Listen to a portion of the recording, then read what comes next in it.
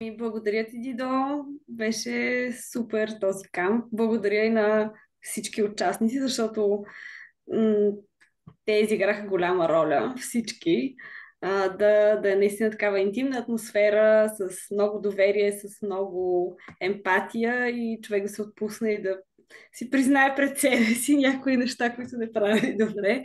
Много неща си припомних и съм така много приятно изненадан от това, което чух и това, което видях.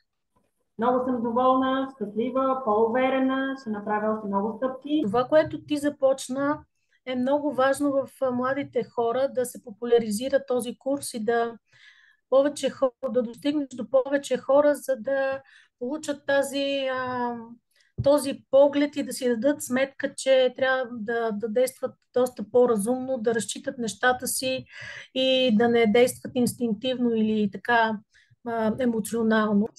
Които имат нужда да чуват точно това, да се насочат в правилната посока.